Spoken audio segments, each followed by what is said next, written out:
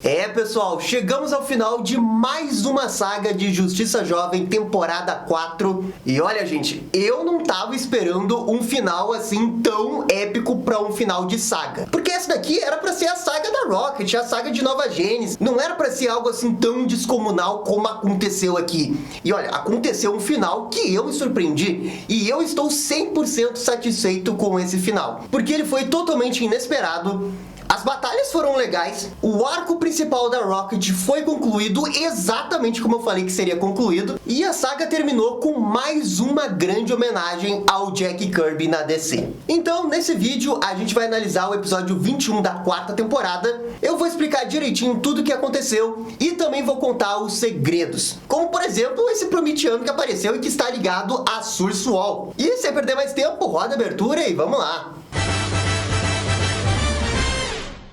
E pessoal, só antes da gente começar o vídeo, já vai deixando o bate-like e o bate-comentário, que isso ajuda demais aqui o canal. Muito obrigado para todo mundo que acompanha o canal e comenta aqui, isso ajuda demais mesmo. Valeu! Beleza, vamos falar de Justiça Jovem, que de novo conseguiu mais um final de saga muito legal. Desde o início desse arco de Nova Genesis e da Rocket, esse arco tá bem legal porque ele tá explorando toda a mitologia que o Jack Kirby criou na DC, com a questão de Nova Gênesis, com a questão de Apocalipse, com a questão dos insetos e por aí vai. Praticamente os 4 episódios falaram sobre coisas que o Jack Kirby criou. E olha, eu não sei sinceramente se a gente teve alguma outra grande homenagem da DC ao Jack Kirby em outra mídia como essa. Porque claro, Darkseid e tal sempre aparecia, Nova Gênesis de vez em quando, mas a gente nunca mergulhava tão a fundo assim em algumas coisas da mitologia de Nova Gênesis. E eu acho que no final das contas, apesar dessa saga não ser perfeita, ela conseguiu entregar bastante lore das coisas da DC, e o principal dela, que era desenvolver a Rocket com o Orion, acabou acontecendo e, na minha opinião, de uma maneira bem satisfatória. E o final foi apoteótico, com um Prometiano sendo levantado dentro de Nova Gênesis. E enquanto eu assistia o episódio, eu falava, caraca, velho, mas realmente tá acontecendo isso, eles estão louco mesmo! A Justiça Jovem tá demais mesmo. Que final épico, adorei esse final. E bem, o episódio começa com a Madame Xanadu usando seus poderes místicos para ver se ela encontra o espírito do Connor Kent em algum lugar da Terra. E depois de procurar em vários lugares, ela acaba desistindo de fazer isso e ela avisa a Zatanna que ela não conseguiu encontrar o espírito do Connor. E toda essa empreitada da Madame Xanadu começou porque a própria Zatanna viu uma espécie de espírito do Connor Kent perdido em algum lugar desconhecido. E isso faz a Zatanna pensar que talvez o Connor não esteja nessa dimensão dos espíritos e que ela vai precisar de mais ajuda espiritual para conseguir encontrar esse negócio do Connor. Seja lá o que for, porque ela não tem ideia do que ela viu antes. E para isso, ela diz que vai precisar da ajuda do Nabu. E isso tudo é o Justiça Jovem já preparando o terreno para a última saga que vai acontecer na sequência, que provavelmente envolve o Asa Noturna e o retorno em definitivo do Superboy. A gente também vê que a Bionave ela tá viajando entre o tempo e espaço para conseguir chegar em Nova Gênesis. A Legião dos Super-Heróis está nessa nave junto com Bart Allen para tentar destruir o projetor da Zona Fantasma. Porque, só lembrando, né, que no episódio anterior ficou estabelecido que a Legião tá atrás do projetor da Zona Fantasma para impedir que o Lord Zod libere o próprio Zod na zona deles. Só que o problema é que o Lord Zod, junto com o Mantis, conseguiu o projetor da Zona Fantasma. E a equipe dele, usando a Time Sphere, conseguiu fugir dali e voltou para Nova Gênesis. O Lord Zod consegue sobreviver à Kryptonita, só que daí ele também descobre que ele tem alguns problemas, como a própria Time Sphere que ficou sobrecarregada em ser utilizada tão na sequência assim, e o projetor da Zona Fantasma que ele não tem mais bateria. E eles vão ter que dar um jeito de recarregar a bateria dele, porque aparentemente esqueceram de trocar as pilhas do projetor da Zona Fantasma. E enquanto isso, a Liga da Justiça com os Novos Deuses estão indo atrás dos rastros do Zod para tentar encontrar eles, mas eles acabam perdendo a pista dele quando eles encontram a Time Sphere totalmente abandonada. E é a partir daí que o Metron finalmente explica o que tá acontecendo para a Liga da Justiça. E até esse momento, todo o episódio é bem direto ao ponto. Exposição de diálogo, vamos avançar a história, vamos não sei o quê. Mas toda essa exposição no início acaba sendo importante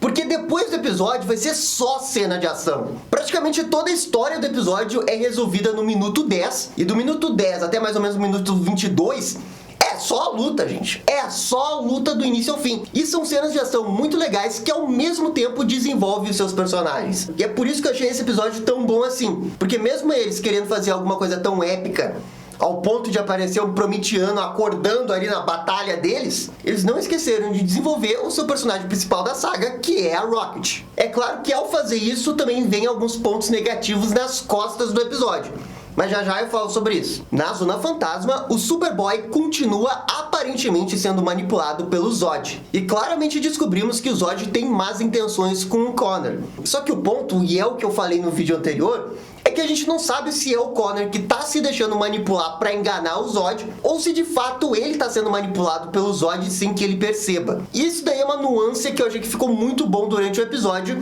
e que no final do episódio o Connor vai tomar uma atitude, ele de fato parece que tá só enganando o próprio Zod. O preparo do Zod não é nada frente ao preparo do Connor. Essa é a verdade. Toma, Batman, preparo do preparo em cima do preparo. Não tem pra ninguém, aqui é o Superboy. E em Super Town, os heróis acabam se dividindo pra tentar encontrar o Zod, e obviamente, né, que o grupo principal que a gente tá acompanhando desde o início da saga acaba encontrando o Lord Zod num lago perdido no meio do planeta de Nova Gênesis. Só que o ponto é que esse lago não é um lago qualquer. E aqui o episódio foi simplesmente genial de não dizer o que é esse lago. Porque a gente só vê um lago que tem um monte de energia, que o projetor da Zona Fantasma tá absorvendo a energia dele. E deu. Só que no momento que acontece o grande plot twist do episódio, é que a gente vê que esse lago, na verdade, é o resto de um Prometiano que estava adormecido. E, gente, quando eu vi isso...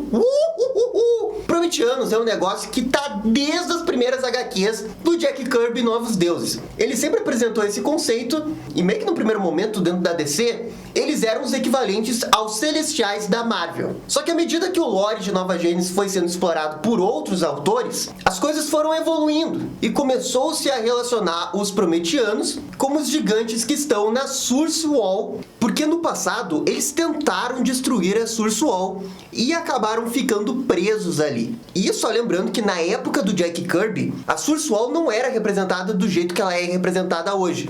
Isso levou alguns anos para realmente acontecer. Inclusive, tem uma HQ recente da Liga da Justiça do Rebirth que diz que esses gigantes fizeram parte do exército da Lady Perpétua. E por isso que eles estavam ali, perto da Source Wall. Porque além da Source Wall, era onde estava a Lady Perpétua. E também, no passado, também já foi dito que os Prometianos eram ancestrais dos Novos Deuses, ou que eram os próprios Novos Deuses do passado. Embora seja um pouco confuso, porque Novos Deuses são praticamente imortais, mas eles ali no passado morreram e eram gigantes. E agora eles estão no tamanho de um humano normal. Mas enfim, não importa tanto a lógica desse negócio. O que importa é que eles são importantes para o universo DC. E eles são poderosos. E de uma forma geral, eles estão sempre nesse sono eterno. Muitas vezes a gente vê eles vagando ou na Source Wall, ou mesmo no espaço perdido. Só que aqui no Justiça Jovem eles colocaram um dentro de Nova Gênesis.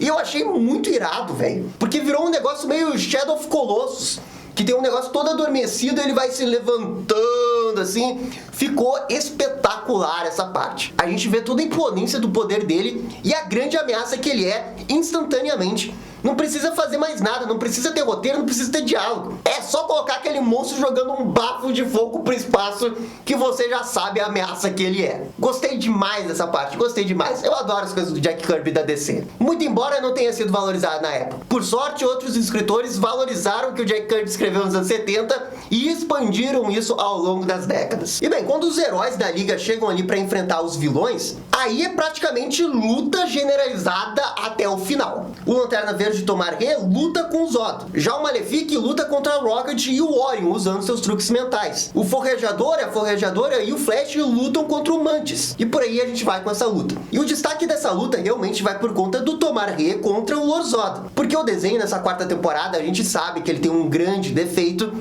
que é a questão da animação em si. As cenas de luta, assim, é tudo um pouco limitado com o orçamento que eles têm. E eu acho que com esse orçamento limitado, eles ainda conseguiram tirar leite de pedra com essa luta. Porque o Lord Zod ali se movimenta como se fosse Dragon Ball Z. E eu adorei isso, ele vai pra cá, depois vai pra cima e bate ali no Tomar-Re, Tomar-Re cai, o Lord Zod usa sua visão de calor. Tudo sensacional, adorei isso. Claro que a animação não é nada espetacular, 10 de 10, mas e eu acho que com esse orçamento de $2 que eles têm por episódio, eles conseguiram mandar muito bem. Eu, com certeza, enquanto tava assistindo, tava assim, ó. Porque sabe qual que é a vantagem disso? É porque você está no universo de Justiça Jovem. Qualquer personagem de Justiça Jovem pode morrer a qualquer momento, e a gente sabe disso. O Forjador vai morrer, a Forjadora vai morrer, o Lanterna Verde, Tomar Rei vai morrer.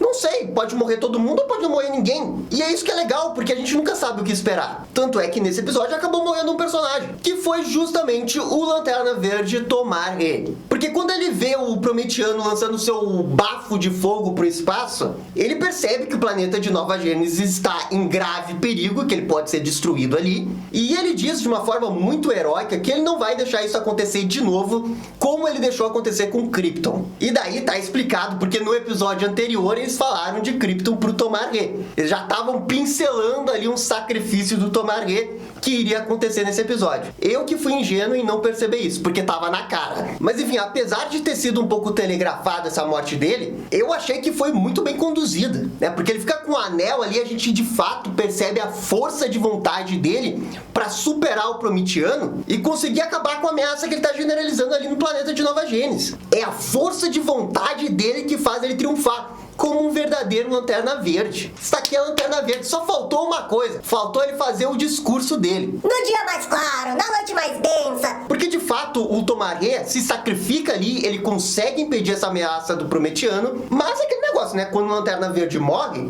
o anel dele acaba indo para uma outra pessoa. E daí todo mundo já fica olhando, né, pra todo mundo pra ver quem que vai receber o anel do Lanterna Verde. E ali, enquanto tava acontecendo isso, eu pensei que o anel iria cair nas mãos da Rocket. Porque seria muito legal, ela tem muita força de vontade, poderia ser uma grande candidata. Mas acabou indo nas mãos da Forrageadora. E eu, o quê? O quê? Ah, ok, foi legal o inseto conseguir o poder do Lanterna Verde. Eu realmente não esperava por isso. E se você parar pra pensar, ao longo de toda a temporada, ela de fato mostrou muita coragem e força de vontade. Então fez muito sentido e eu concordo completamente com essa escolha.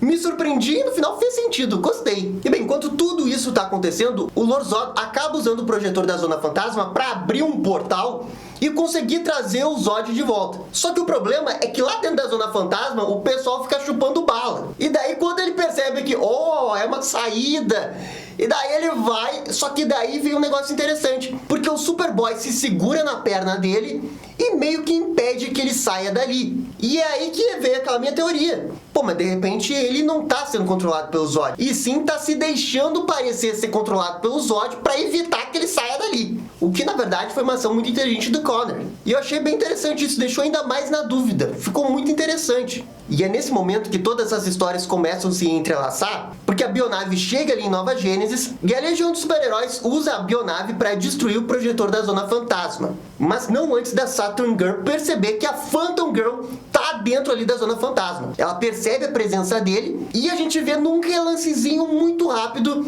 que a Phantom Girl acaba acordando. E bum! Isso daí vai ser muito importante para a próxima saga, eu não tenho dúvida. Agora vocês perceberam que eu não tô falando muito da Rocket, né? A Rocket, que era para ser a protagonista desse arco todo, ela meio que nem se envolveu diretamente com a grande ameaça dessa saga, que era o Lord Zod. Porque todo esse tempo ali, ela ficou enfrentando o Malefic mentalmente. E tipo assim, tem uma cena bem legal dentro da cabeça dela, com ela percebendo os erros que ela cometeu diante do Orion, e com isso ela consegue resolver o problema que ela tinha com o Orion, e isso vai fazer um paralelo com a questão do filho dela no final da saga. E com isso aconteceu exatamente o que eu falei que ia acontecer no primeiro episódio. O Orion seria uma metáfora para o relacionamento dela com o seu filho. E funcionou exatamente assim. Eu acho que foi bem conduzido isso ao longo dos 4 episódios. Contudo, não dá para também deixar de sentir que parece que a Rocket foi coadjuvante no arco dela. Talvez se ela tivesse participado mais dessa batalha final, a minha sensação fosse um pouco diferente. Mas com ela participando bastante ou não,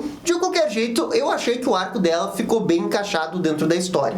Agora, se a protagonista ficou parecendo que era coadjuvante dentro da própria história, imagina os coadjuvantes da história. E aí sim eu acho que ficou o grande ponto negativo dessa saga de Nova Gênesis. O Flash J. Garrick tava ali só pra ajudar, e o Forrageador também tava ali pra movimentar a história. Principalmente o Flash J. Garrick. Fiquei até com pena do J. Garrick, porque ele tinha um potencial ali pra desenvolver uma história legal com ele, E ele tava ali só pra ser o Flash, né? Corre de um lado, corre do outro, faz uma piadinha ali e tal. E deu, faz um furacão ali pra evitar uma ameaça. E no final eles só usaram o Flash J. Garrick pra cenas de ação, porque de uma forma geral pra história ele não contribuiu. O que é uma pena, porque eu acho que dava pra fazer mais com ele. Mas o principal do arco, que era a Rocket, eu acho que eles acabaram lidando bem. E bem, na resolução final da história, o Lord-Zod acaba fugindo na bionave com a legião de super-heróis, ameaçando matar ali a Saturn Girl. E ele foge, vai pra um lugar que a gente não tem ideia. E eu devo lembrar que ele ainda possui aquele olho do Ekron que ele encontrou nas coisas do Metron. E aí entra uma grande coincidência, mas esse olho do Ekron, ele geralmente é usado por um vilão da legião de super-heróis. Então talvez o próprio Lord-Zod use esse olho, né, em cima da legião de super-heróis,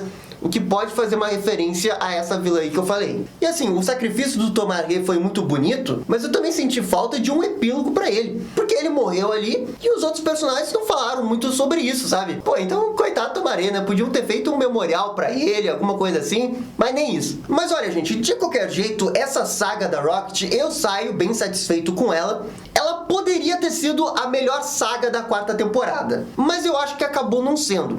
A do Aquaman e da Tigresa e do Superboy eu acho que ainda estão na frente dessa da Rocket. Mas pela questão da homenagem do Jack Kirby, a questão do Lord-Zod, que eu acho que eles mandaram muito bem, e aquele episódio do Razor, eu acho que combinam pra fazer uma saga bem satisfatória de 4 episódios com esses personagens. E no finalzinho da saga a gente vê que a Zatanna convenceu o Nabu pra criar um círculo de feiticeiros e magos ali, para tentar trazer o Superboy de volta. Mas ela percebe que o Superboy não tá na Terra e que talvez ela vá precisar de mais alguém. O que, de novo, nos faz pensar que ela tá falando do Asa Noturna ou do Batman. E é aí que vai vir a última saga aí do Justiça Jovem, que finalmente vou falar do Asa Noturna. 21 episódios esperando o meu cara. Mas ele tá vindo aí, o Asa Noturna tá vindo, finalmente! A saga do Asa Noturna é a que eu tô com mais hype. Eu sabia que ia ser a última, porque é o Asa Noturna, eles sabem que é o Asa Noturna, seguraram esse hype, e agora eles têm que entregar o hype. Porque é o final da saga, é a 4ª temporada, a gente não sabe se vai ser renovado, então é a hora da verdade. Não precisa encerrar todos os arcos aí, que eu sei que não tem como fazer isso em 5 episódios. Mas eu espero que eles encerrem o arco do Superboy, do Asa Noturna e da Legião de super-heróis de uma forma geral. Se eles encerrarem isso daí, eu já tô bem satisfeito. Essa coisa aí do Darkseid e a coisa do Vandal Savage não vai acontecer nessa temporada, já tá muito evidente. Mas enfim, gente, estou satisfeito com essa saga. Eu acho que esse episódio final é nota 7,5 e a nota da saga também é 7,5. Mas de novo, né, isso daqui é só minha opinião. Você pode pensar completamente diferente que eu. Então, por favor, eu convido vocês a comentarem aqui embaixo. O que vocês acharam dessa saga? E no mais, gente, é isso daí. Muito obrigado e dá-lhe descer! E esse foi o vídeo da análise do episódio 21 de Justiça Jovem, temporada 4. E aí, gostaram? Não gostaram? Deixem suas opiniões nos comentários. E se curtiram o vídeo, deixe aquele joinha e inscreva-se no canal para ficar sabendo absolutamente tudo sobre Batman. Obrigado, gente, e até a próxima. Tchau, tchau!